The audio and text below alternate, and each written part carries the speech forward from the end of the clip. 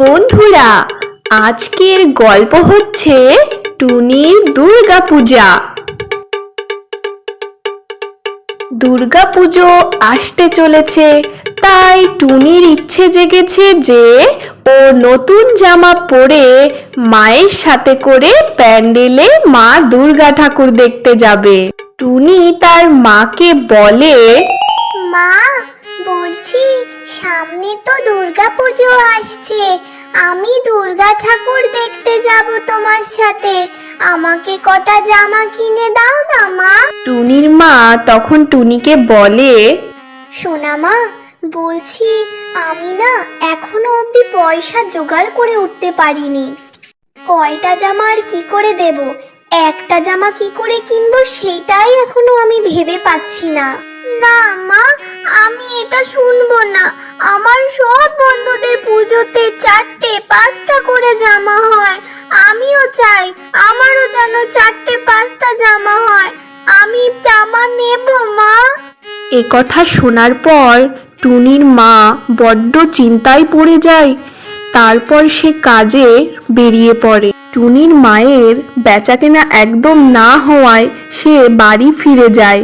সেই সময় টুনি তাকে বলে, মা, তুমি পয়সা জোগাড় করতে পারলে?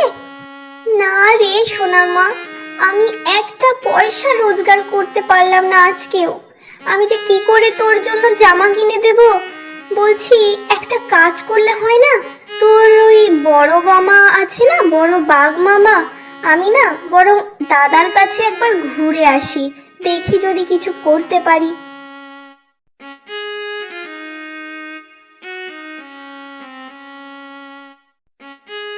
বাঘ দাদা, অনেক দুঃখ নিয়ে জানো আজকে আমার তোমার কাছে আসতে হলো। কি হয়েছে রে নীলু, বল আমাকে। আমি যদি তোর জন্য কিছু একটা করতে পারি। কি যে আর বলি বাঘ দাদা, আমার মেয়ে টুনি জানো এবার পুজোতে এমন বায়না ধরেছে যে ওর 4টে থেকে 5টা জামা চাই। আমি কি করে পাবো এত জামা কিনতে?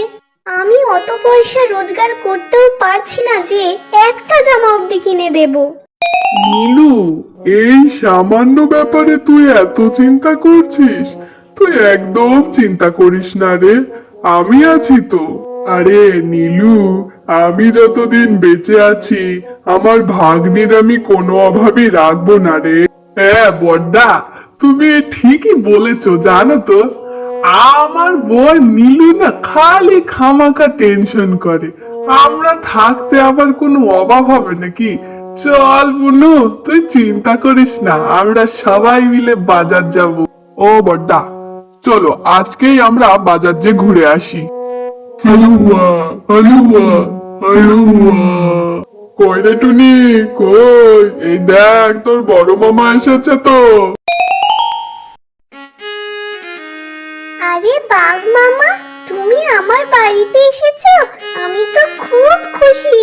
আরে টুনি, আজকে আমরা তোকে নিয়ে শপিং মলে যাব তোর জন্য কেনাকাটা করতে। তুই খুশি তো? কি তাই? এই যা, বড় মামা ঘুমিয়ে গেল তো। ও ছোট মামা, তুমি বলো না গো, কি হয়েছে? আরে টুনি, খুশির খবর হলো জানিস, তোর বড় মামা তোকে জামা কাপড় কেনাবে। ঠিক আছে, তুই এক কাজ কর, রেডি হয়ে যা, দিয়ে তুই তোর মা আর বড় মামা মিলে শপিং মলে চলে যা। আমার আর যাওয়া হবে না। হ্যাঁ, আমার না একটা বড় কাজ পড়ে গিয়েছে, আমাকে যেতেই হবে কাজে। হ্যাঁ টুনি, যা যা, রেডি হয়ে যা। আমি সবই শুনেছি। হ্যাঁ, আমি ঘুমাই নাই। তোর মা নীলুকেও রেডি হয়ে যেতে বল। আর ভাই যাওয়ার দরকার নেই, চল ঘুরে আসি। মামা, ওইদিকে জামার কাউন্টার, চলো। কালু আঙ্কেল, একটা ফ্রক জামা দেখান তো আমাকে। ওই তো, ওই দিকে তোমার জামা, যাও পছন্দ করো। মা দেখো, ওই গোলাপি জামাটা কিন্তু বেশ লাগছে। আমি একটা কাজ করি, আমি ওইটাই নিয়ে নিই।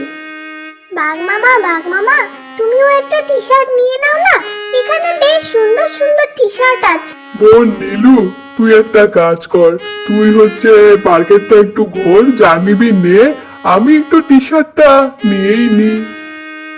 ও মা, তুমিও এখান থেকে কিছু একটা কিনে নাও। আরে না রে সোনা না, আমার আর কিছু লাগবে না। এবার চল তো বাড়ি, অনেক কেনাকাটা হয়ে গেছে, কত যে খরচা হয়ে গেল দাদার। মা গো, বলছি ওইদিকে না একটা খেলনার দোকান আছে, চলো না গো দেখি। আচ্ছা বেশ চল। মা, পান্ডাটা দেখেছো? কত সুন্দর, ওই পান্ডাটা আমি নিলাম। হ্যাঁ মা। আচ্ছা বেশ, নিয়ে চল এবার কাউন্টারে। কিরে নীলু, টুনি, তোরা সবকিছু মনের মতো কেনাকাটা করে নিয়েছিস তো? কালু দাদা, তবে বিলটা কত হলো? ফোন পে করে দিলে হবে তো? হ্যাঁ হ্যাঁ দাদা, ফোন পে হবে। আপনার 8,000 টাকা হয়েছে, পেমেন্ট করে দিন। দাদা, তোমার অনেক টাকা খরচা হয়ে গেল আমাদের জন্য। আরে না বোন নীলু, বোন আর ভাগ্নির জন্য কেনাকাটা করব, তাতে কি হয়েছে? চল বাড়ি চল।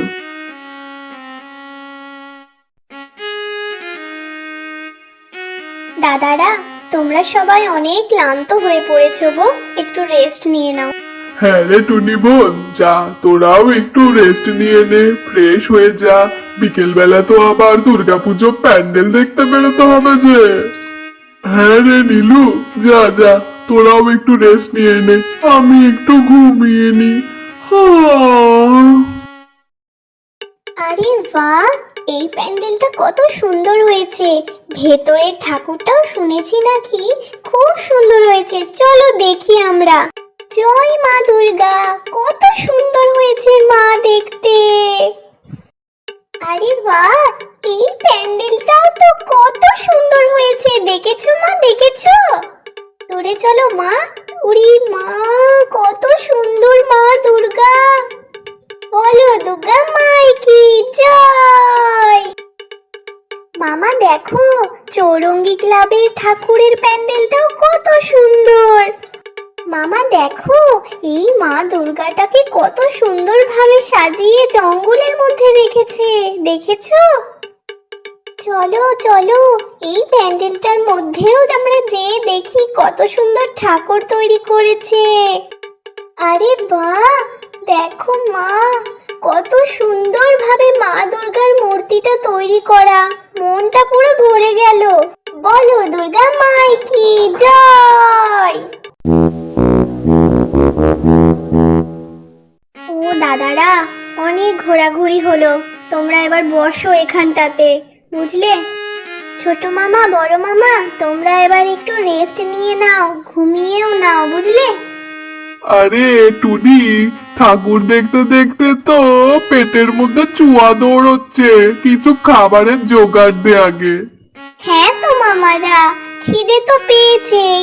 ঠিক আছে, দাঁড়াও, মাকে বলি কিছু খাবার এনে দিতে, আমরা সবাই মিলে একসাথে খাবো। হ্যাঁ হ্যাঁ হ্যাঁ, আমি যাই, তোমাদের সবার জন্য খাবারের জোগাড় করে নিয়ে আসি। আমার সমস্ত খাবার রান্না করা হয়ে গেছে, এখন আমি সবার সামনে এই খাবারগুলো নিয়ে যাই। দাদারা, এই নাও, তোমাদের জন্য আমি খাবার এনেছি। বোন, খেয়ে দেখি তো। ইয়াম্মি হয়েছে রে বোন। বোন নীলু, খেয়ে যা তৃপ্তি পেলাম, আত্মাটা পুরো শান্তি পেয়ে গেল রে। খুব ভালো করেছিস রান্না। বোন নীলু রে, খাওয়া দাওয়াও হলো, একটু রেস্ট নেওয়াও হলো।